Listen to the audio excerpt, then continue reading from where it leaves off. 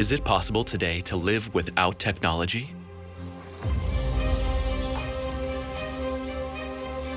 To do without a telephone, electricity, or even a car?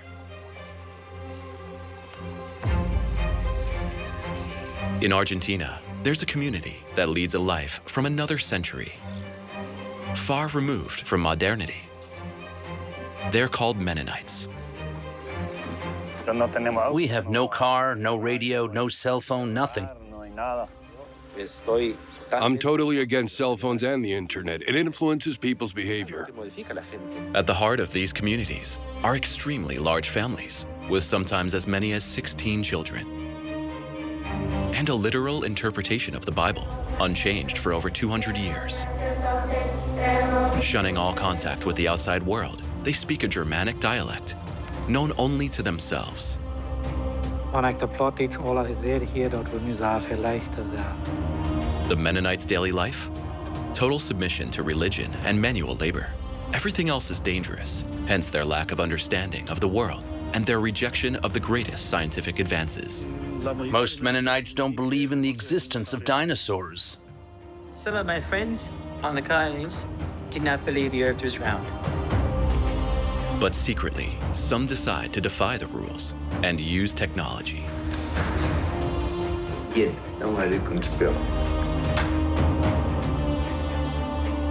At the risk of being banished from their communities and forever separated from their families. They banished him. He can't come back and live here. They say it's a satanic device. He was excommunicated. He has made some serious mistakes. These dissidents lift the veil on the terrible pressures they have encountered.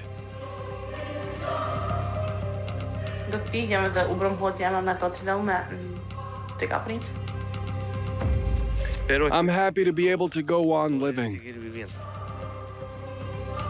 Mennonites can be found on every continent, but those from Argentina are reputed to be the most extremist and inaccessible. He says he forbade them to do that. The shooting, all of it. Is it not possible? No, it's not possible. Who are they? What do they do? How do they live? And above all, will they accept us, having never seen a camera? After months of investigation, we were able to gain their trust and live in immersion in different colonies. From the most conservative. No photo, no photo! To the most progressive. It's too much fun being single yet. I'm very happy I'm not married yet. An exceptional insight into the life of a community suspended in time.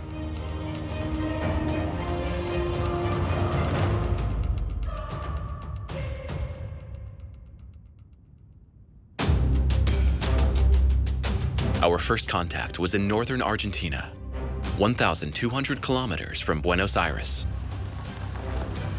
It was here in the Pampa de los Guanacos that a rigorous colony of over 170 families settled 20 years ago. Boris lives in the neighboring town. As a driver, he has long been one of the community's only links to the outside world. He agreed to take us to them. An invaluable action, especially given his knowledge of the colony's secrets and unspoken secrets. I've been working with the colony for about 8 years. It took me a while to distinguish them. It's not easy to recognize them all. I tell them, you're all the same, blue eyes and blonde hair. But in time, by living with them, spending the whole day traveling with them, I've gradually learned to differentiate them.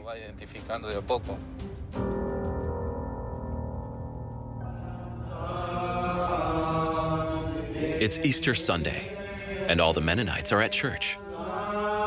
We're forbidden to go any closer to this sacred place.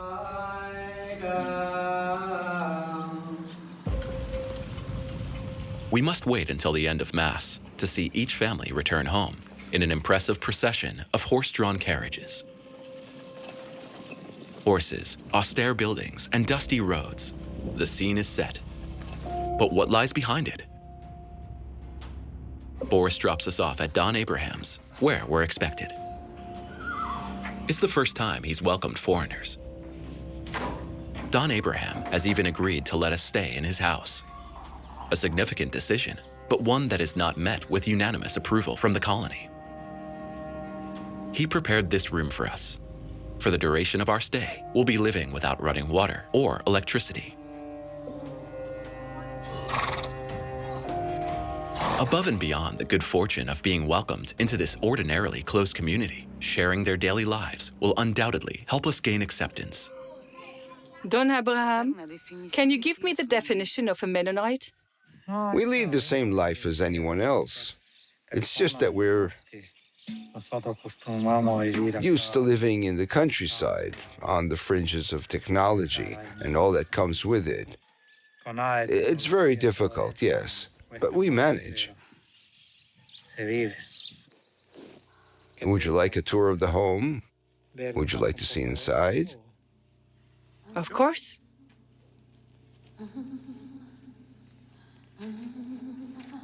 Jullie dit nog met filmen? Jullie dit nog met filmen? Ik hoest dat staan. We can come inside the house.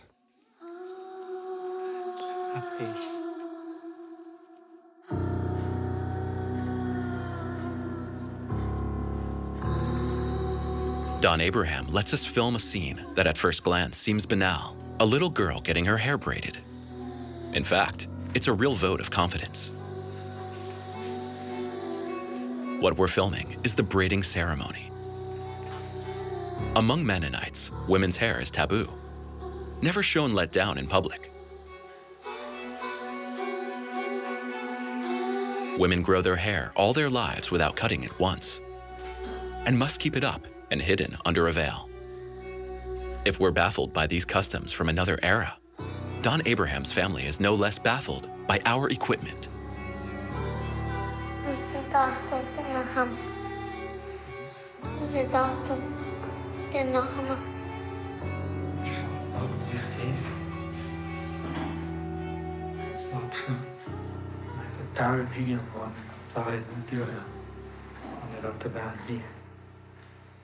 Among Mennonites, looking into each other's eyes is very impolite. So, staring at someone through the viewfinder of a camera immediately creates discomfort. So much so, in fact, that Don Abraham's last son preferred to leave the room. Hello, can you tell me your name? My name is Gerardo Clasen, And how old are you, Gerardo? 25 years old. You know, we're here so that people in France who are very far away and don't know anything about the Mennonite colonies and how they live, can learn and see how you all live together. There aren't any colonies in France? No. I see. Here we're told that in almost every country there are colonies like ours. I didn't know there weren't any over there.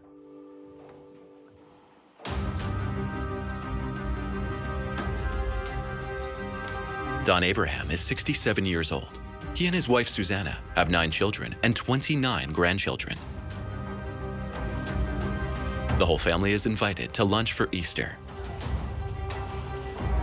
Susanna and the other women of the family have been in the kitchen since dawn.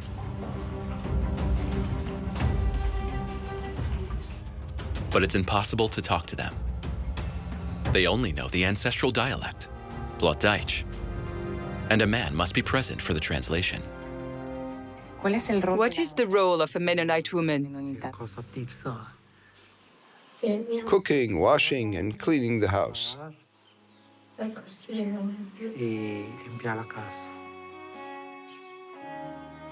And raising children too. Yes, it's very important. And that's what the mother has to take care of.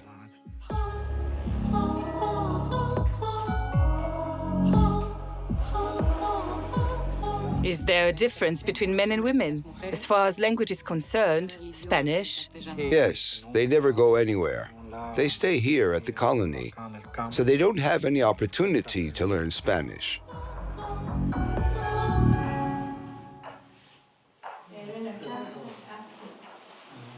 Exceptionally, we were able to film this family reunion.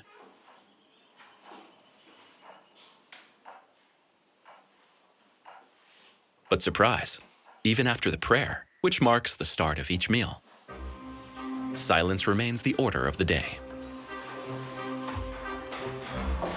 Their precept forbids speaking at the table, especially on a holiday.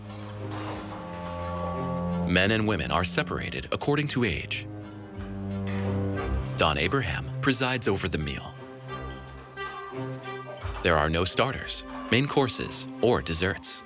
Here, savory and sweet dishes are put on the table at the same time, and everyone serves themselves as they please.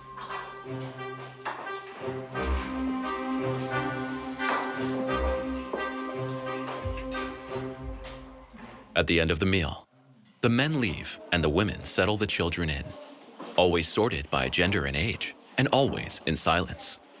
The plates and cutlery aren't changed out, and the menu remains the same. Mennonite children grow up in an austere, strict environment. No technology, no swings or slides behind the house. While the adults chat after dinner, they play duck, duck, goose in peals of laughter.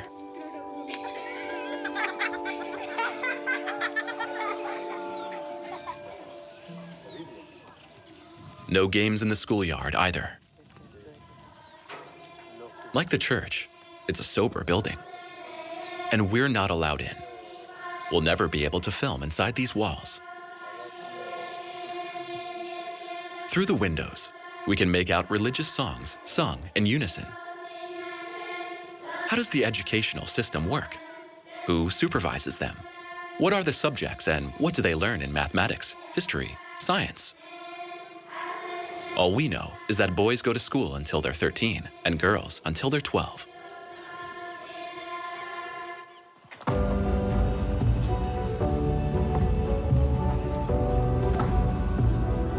When they're no longer at school, teenagers are allowed to get together outside the family circle on Sundays to play ball games, as they call it. But this freedom is conditional. No contact between boys and girls is permitted, and curfew is at 5 p.m. All minors must return home.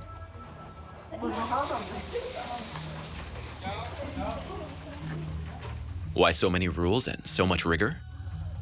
We discussed the sensitive question with the adults at the colony. What do the youth want? They want to further modernize themselves. And it's also difficult for young people to understand our customs.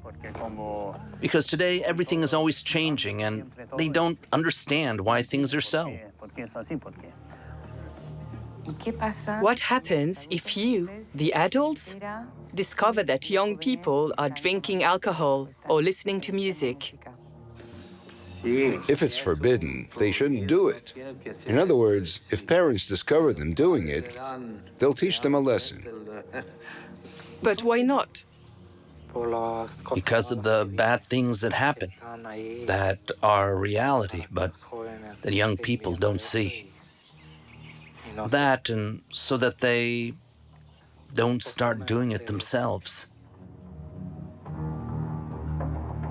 The rules derived from their interpretation of the Bible are strict. Boris, can you stop? But are they really followed? Children do many things in secret, and you know what children are like. They're mischievous.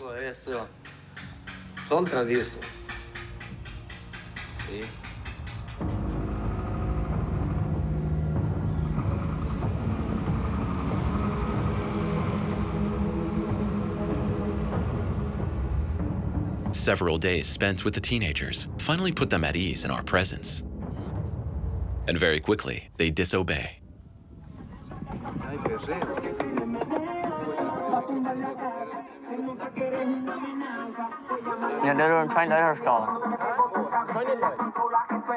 This simple speaker is a strictly forbidden technology in this colony, where whistling is punishable by law.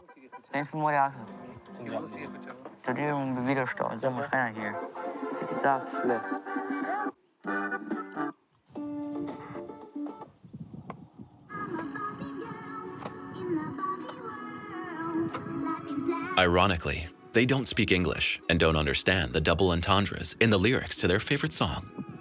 Do you understand the lyrics?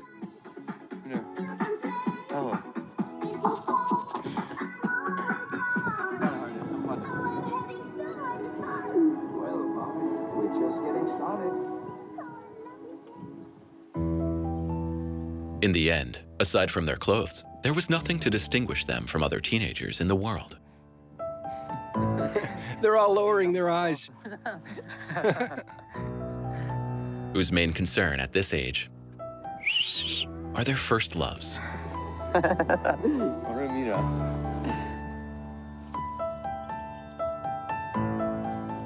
And who's got a girlfriend? He does. How did you and your girlfriend meet? How did you meet? At a get-together? Is she a family friend?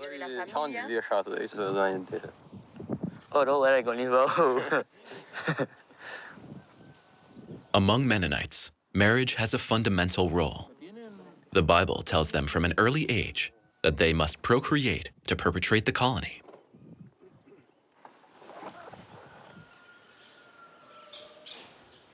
And everything is in place to ensure that this precept is respected.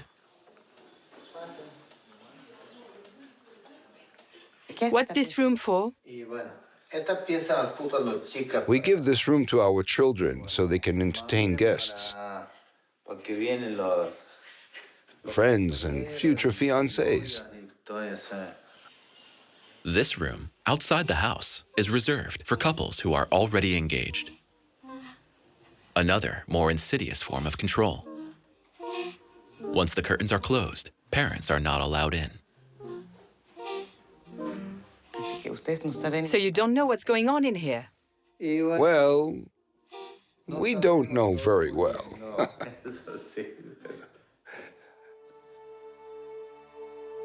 On the furniture are wrapped presents, each child's dowry. There are stoves, an iron, decorations, beauty products. Once married, they will leave with their treasures. And every family in the colony has a room like this, with this kind of furniture? Yes, most of them have a room like this.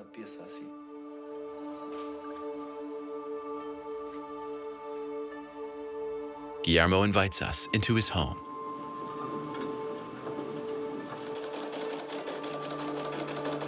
His wife makes the family's clothes. We notice a white label on the clothes of all the men in this colony. It turns out it's a sign of pacifism. Mennonites reject all forms of violence. It's our symbol to say that we don't have guns, we don't have knives, we don't kill people. That's what it means.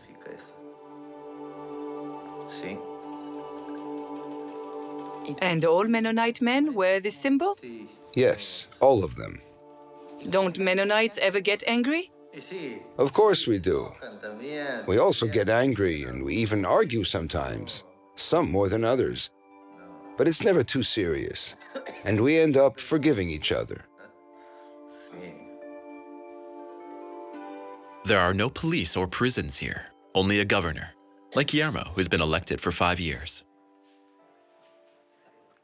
What does it mean to be a governor? I make sure everything is in order in the colony. It's a bit like a steward's job, or like a village mayor. I have to set limits, otherwise, where will we go? It's my daily job. But it's okay, everything is under control.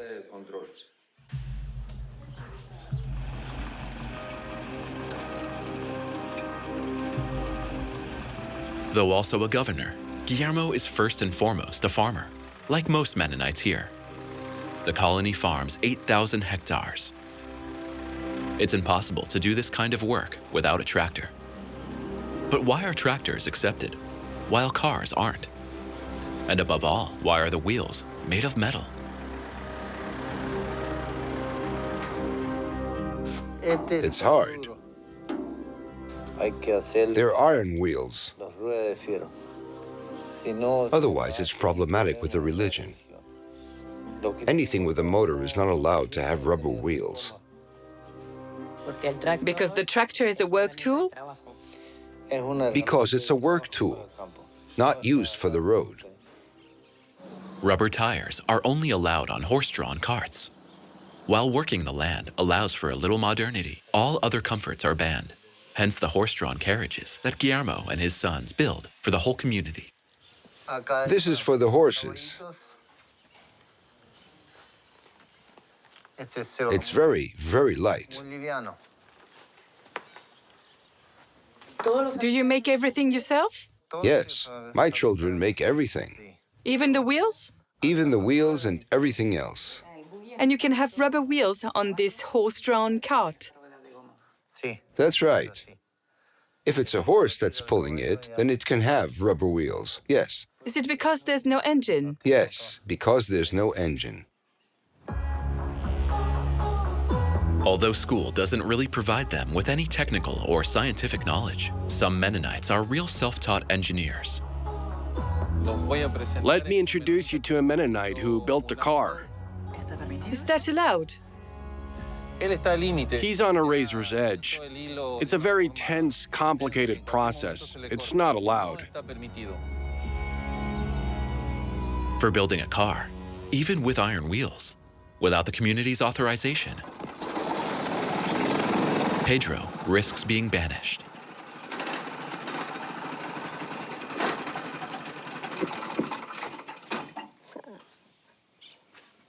Why did it stop? It's cold. What do you expect? And the fuel? It's gas. It runs on gas. And you use a seat that's not a car seat? Yes, it's from the it's cart. from the cart. You don't have any problems because of this? No? Religion says nothing about it? Everything's fine? Some people don't like that I have this. So I go to the colony with the horse.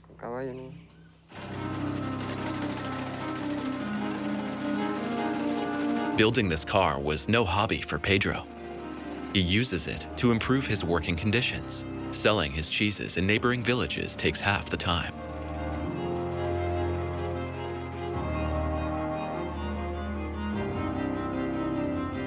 Like all Mennonites, Pedro left school at 13.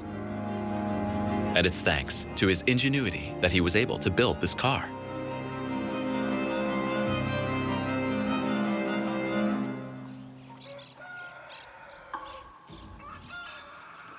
This wasn't studied by engineers or technicians using mathematical calculations. There's none of that. Homemade? It's all homemade, as he says. It's all his idea. A few weeks after our departure, we learned that Pedro had been discovered. But while the bishop and governor agreed to give him a second chance and not banish him immediately, he had to dismantle his entire car.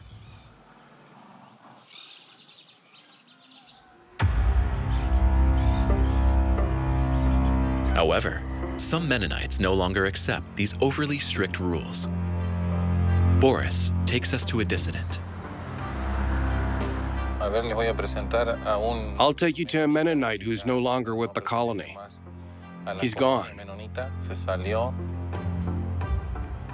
David, how are you getting on? Are you working? A little. Come on in. In the home of this former Mennonite, you'll find all kinds of modern objects. But what is the price of this freedom?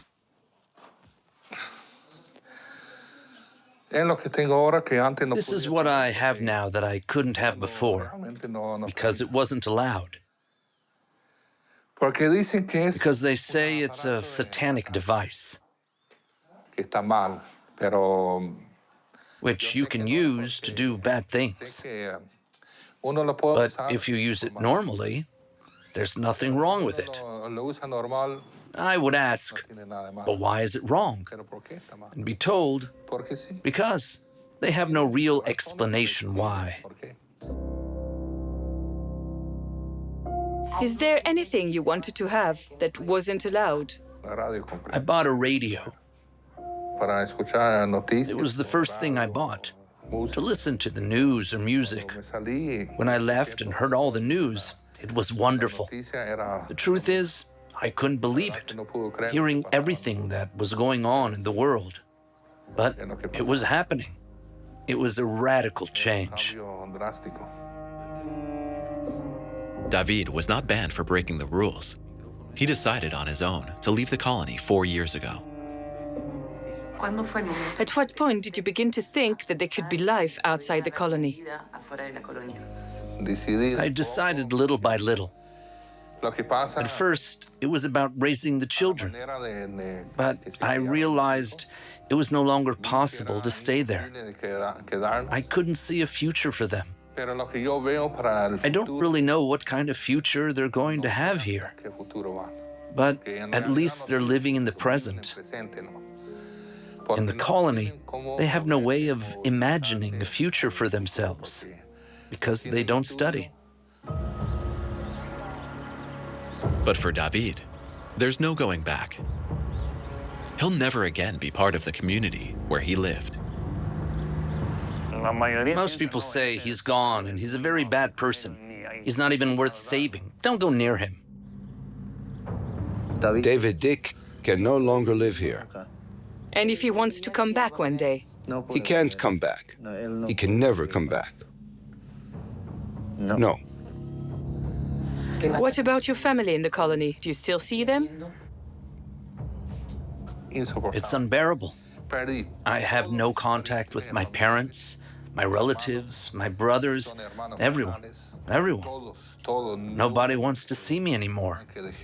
Even if I left the colony and stopped believing, that doesn't take away my right to be my mother's son. I'm always a son. No matter where, no matter how, she'll always be my mother. In order to offer his children the freedom he never knew as a child, David had to give up all his loved ones. But at a 5 hours drive from here, some other Mennonites claim a form of modernity and freedom without hiding.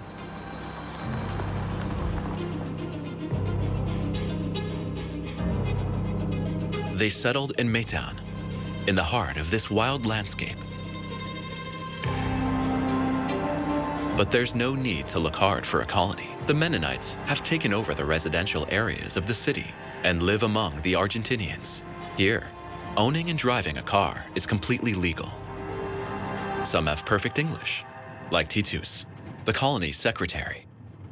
We believe that cars can be useful for us and for us to interact with the community, for us to be able to travel, because our purpose to be here is to reach the people of Maytown, to reach the people of Argentina.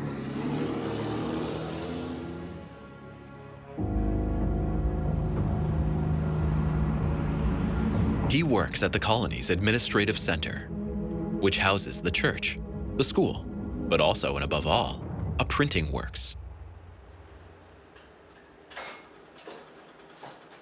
Computers, scanners. Titus has an explanation for the presence of such modern tools.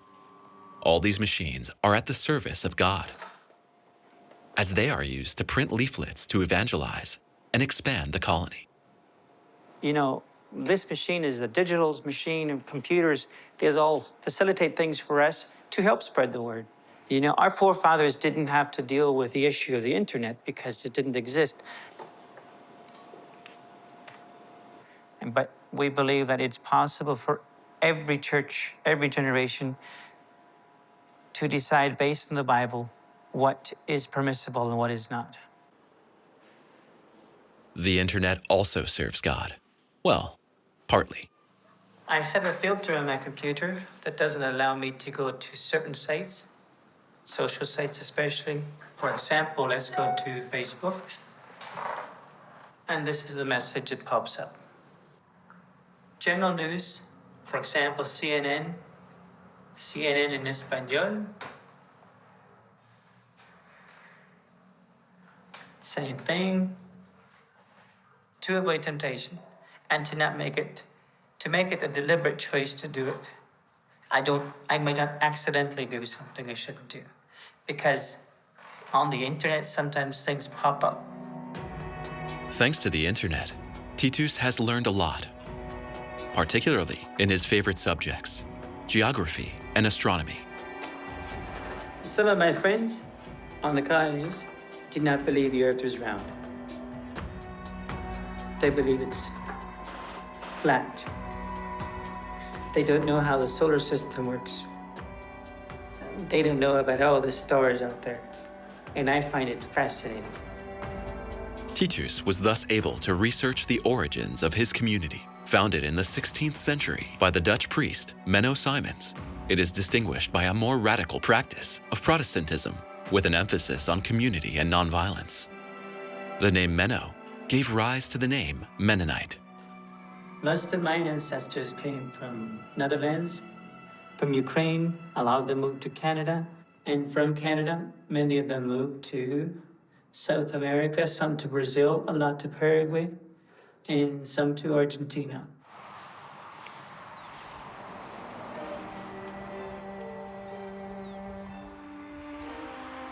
Right next to the printing works is the cooperative store, run by women from the colony. That'll be $1.50, please. I like it, yes. 4 of them make pastries here.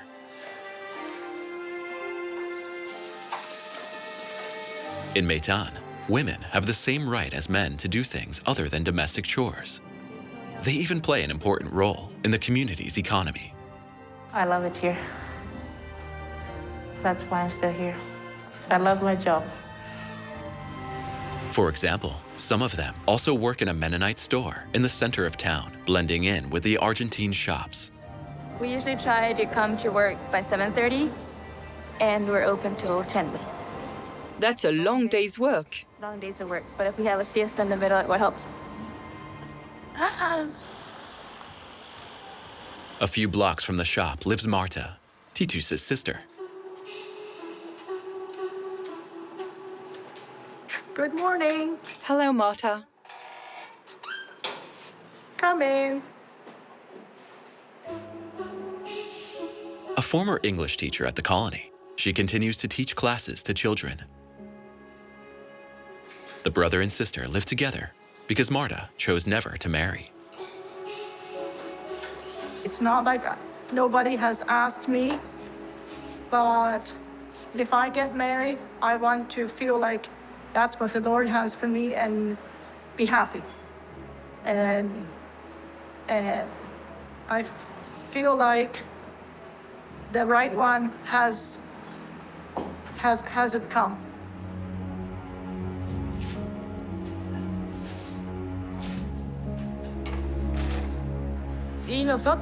And we wait for God's will, because not everyone can get married. There are some who can stay single and others who get married. The normal in the Mennonites, the married women stay at home and take care of their children, keep house. Wouldn't you like to get married? Not yet. It's too much fun being single yet. Is it a choice for you? I'm very happy I'm not married yet. While this progressive colony leaves women free to choose not to be wives or mothers, there is paradoxically one area that remains highly codified: dress.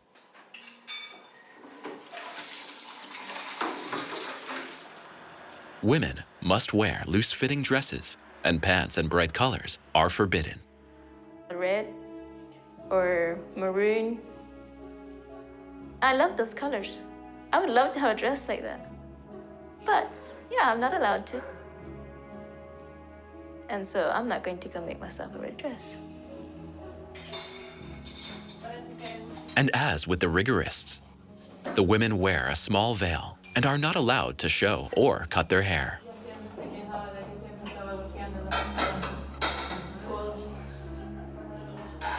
You've never cut your hair? I never have. I like my hair long. So you've got long hair, but how do you style it? Like this. This is like for all the Christians or church members. Dear Father in heaven, thank you for this day you've given to us. Thank you for sunshine. We thank you for the many blessings you give to us every day. Thank you for the food that has been prepared. Help us use the strength we receive from it to bring honor and glory to your name. We thank you for our friends here with us. Bless your time of fellowship. In loosening her bun in front of our camera, Marta is showing us the incredible trust she has in us. And yet, we are far from imagining the events of tomorrow.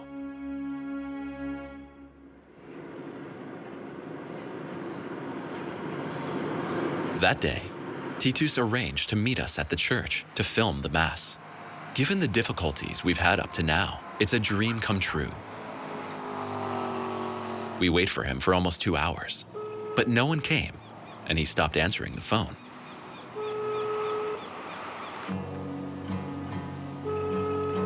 Then, Hello? we receive an edifying call. Say hello. This is Larry Weaver calling. Minister from the Mennonite Messianic Mission here. Hello, Larry. Well, Titus told us it would be possible for us to attend and film the Mass, to film the service. Well, no, it isn't. Why didn't you say so before?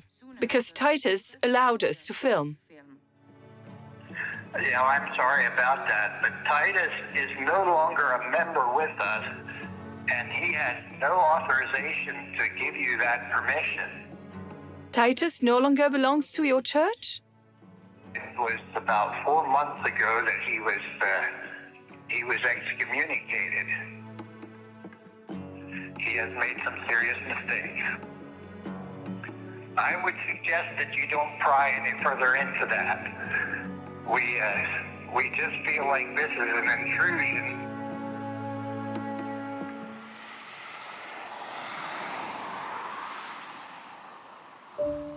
Excommunicated, the worst sentence for a Mennonite who lives by and for the community. Has Titus been lying to us all along about his role in the colony? We can't find out anymore, as he remains unreachable. His sister Marta picks up the phone. You're telling me, Marta, that as his sister, who is living with him, you don't know exactly what happened? No.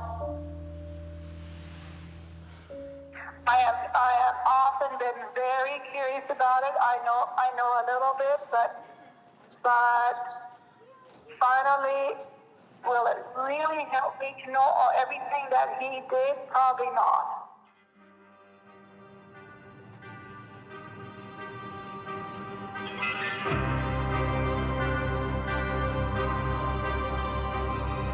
The next day, against all the odds, Marta keeps her promise to introduce us to some of the newcomers, but it's a bitterly cold drive.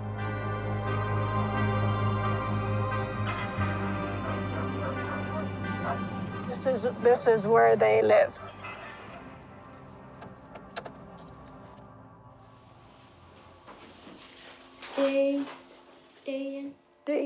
Sarah, her husband Abraham, and their 5 children arrived in the suburbs of Meitan less than a month ago. Sarah only speaks Plattdeutsch, but Marta was kind enough to act as our translator. En vad sa stan för det?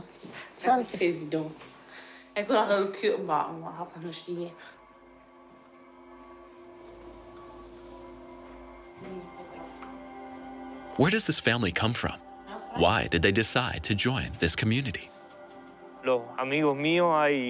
Well, my friends back there in the colony, the ones we often got together with for barbecues,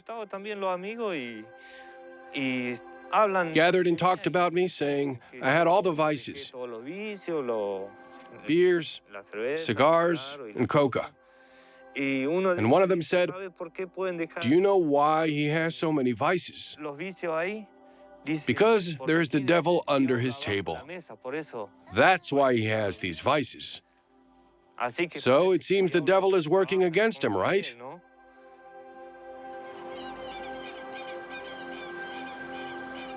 In his former colony, Nueva Esperanza, Abraham was caught with a cell phone. To punish him, his children were deprived of school and he lost his job. He couldn't bear a life banished from his community. So the family moved to this colony.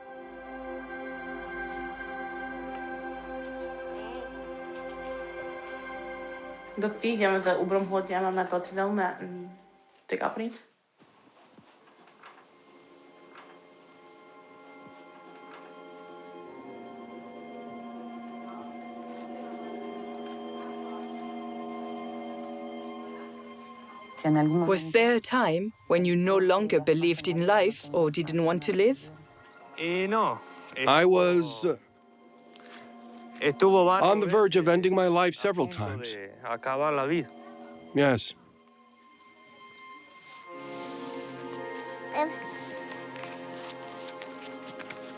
But I'm happy to go on living.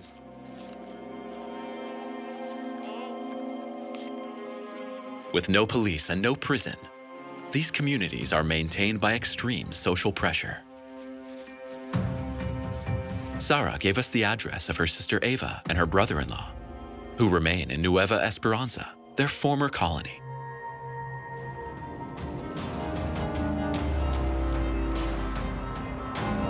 It's over 1,300 kilometers away, and we're setting off in hopes of meeting them. How did they feel about Sara and Abraham's banishment? Have they, too, banished them from their lives? Southern Argentina is a region of wide open spaces and cattle ranchers, with magnificent western landscapes.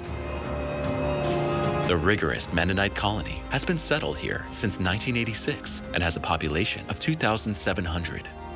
It is the oldest, largest, and supposedly most conservative colony in the country. No photo, no photo!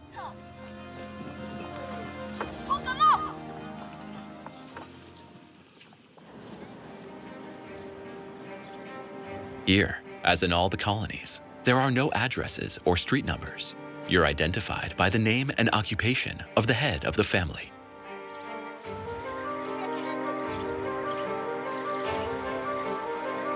We are welcomed with smiles, and they don't seem surprised by our visit.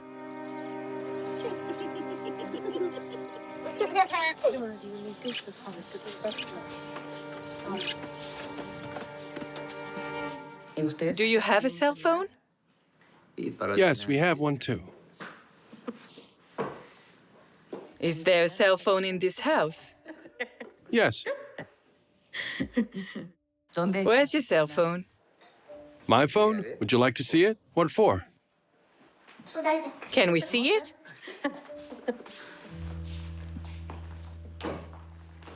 Bien, vamos a abrir con el espejo. Siempre el espejo.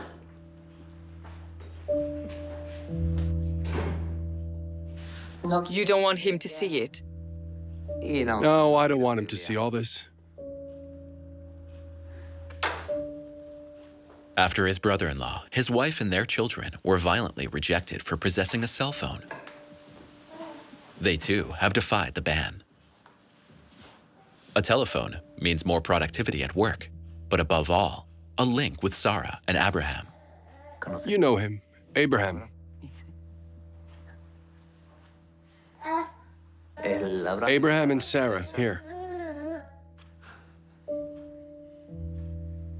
And here are Abraham and Sarah with the children. And you're not afraid? To be found out.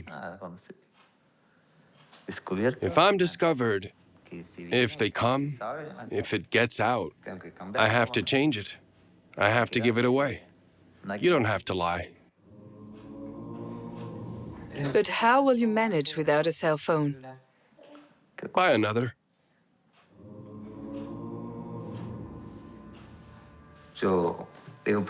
In fact, the community doesn't want to tell tourists that there are phones here.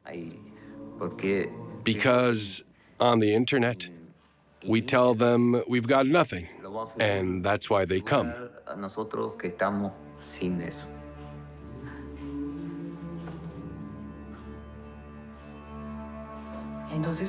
So it's all for the tourists.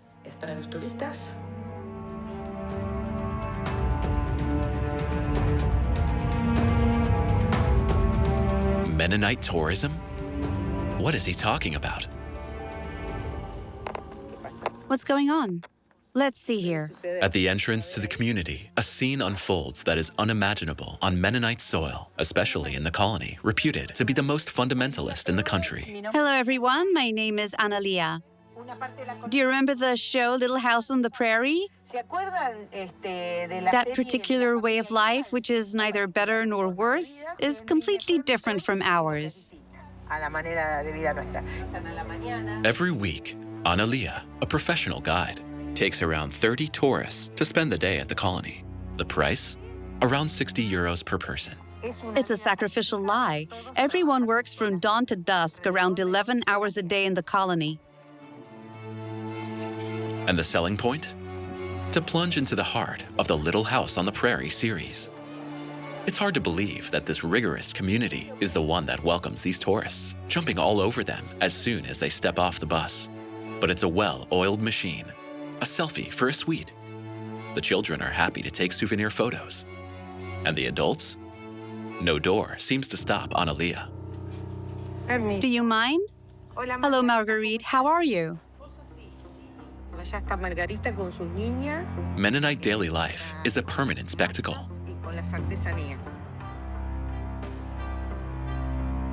Cinnamon buns, doilies made by the youngest. The Mennonites are here to sell. One more? Thank you very much.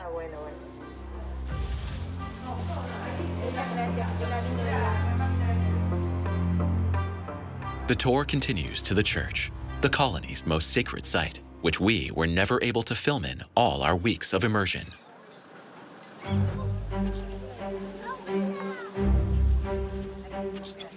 Well, let's take a look through the window. But to give her tourists their money's worth, Analia takes the liberty of opening the shutters to show them inside.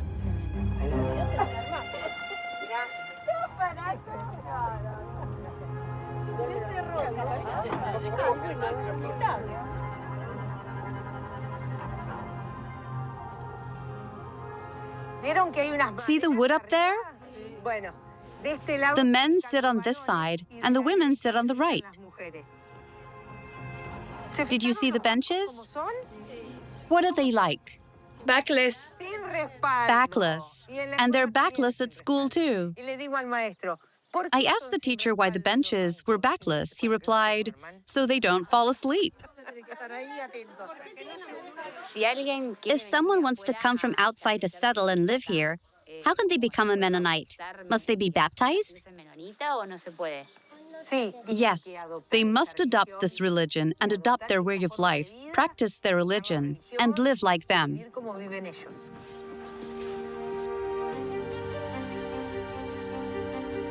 As the closest town, in an hour and a half away, the guide arranged with the Mennonites for them to open a restaurant for tourists, right in the heart of the colony.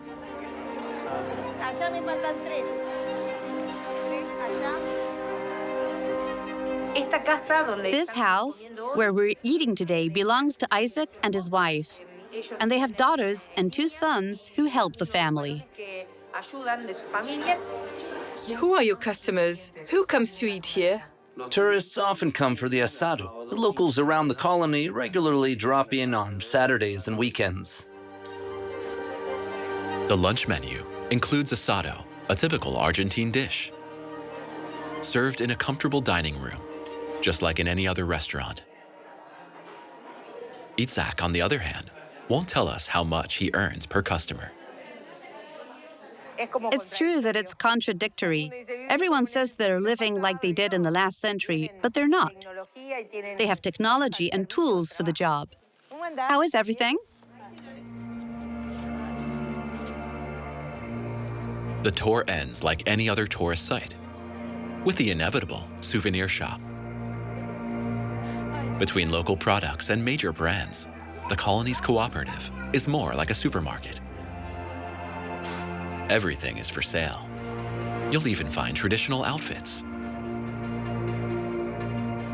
Here, women buy fabric to make dresses.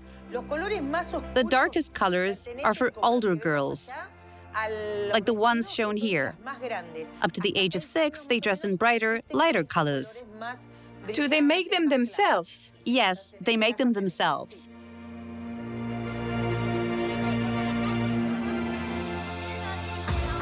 This tourist business reveals the hypocrisy of a community that knows how to work around biblical precepts to achieve its ends. But this arrangement is a double-edged sword. And in this reputedly fundamentalist colony, the slightest opening fuels a real thirst for freedom. Abraham, a 20-year-old Mennonite boy, has had a dream for a long time. Today, he's going to fly. Mario, an ultralight aircraft pilot from the neighboring town, is waiting for him at the entrance to the colony. How are you? Hello. Mario. Abraham.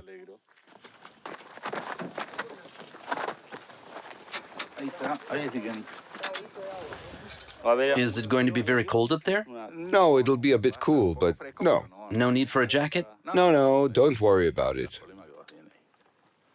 This is exceptional news in the colony, and a group of youngsters came to enjoy the show, a little envious.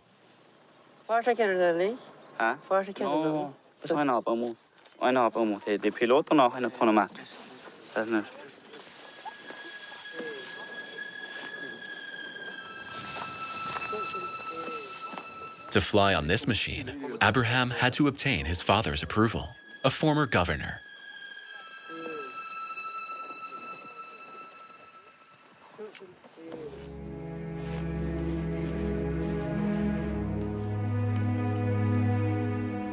Abraham, is this your first time flying? Yes.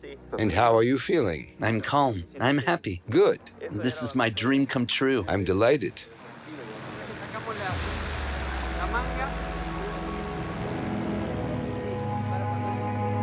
Let's go? Yes.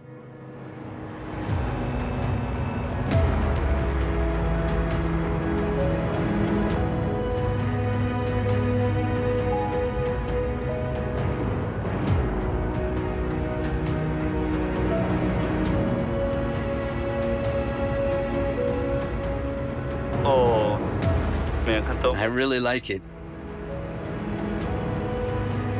I'm not scared at all. All is calm.